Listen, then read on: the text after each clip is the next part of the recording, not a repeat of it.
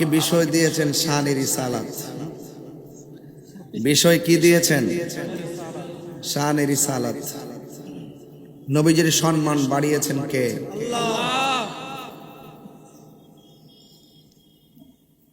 আল্লাহ যদি বাড়িয়ে থাকেন, আমাদের বাপদাদার কোনো অসুবিধা আছে?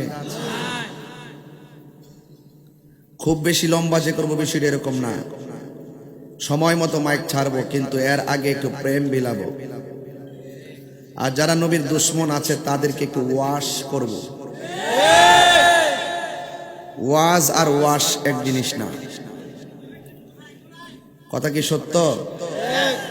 আমি কি বোঝাতে পারতেছি আপনাদেরকে?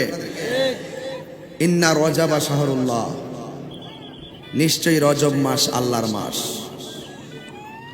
ওয়া শাবানা শাহরি, রাসূল বলছেন এর পরের মাসটা শাবান, এই শাবান মাসটা আমি নবীর মাস। এর পরের মাসটা হলো রমজান। রাসূল বলছেন ওয়া রমাদানা শাহরু উম্মতি, রমজান মাসটা হলো আমার উম্মতের মাস। তো এই রজব মাস দামি। আল্লাহর হাবিব সাল্লাল্লাহু আলাইহি ওয়াসাল্লাম এই রজবের মাসে 26 তারিখ দিবাগত রাতে মহান রবের দিদার শরীর মুবারক নিয়ে আল্লাহকে স্বচক্ষে দেখেছেন। এটাই হলো আহলুস সুন্নাত ওয়াল জামাতের আকীদা।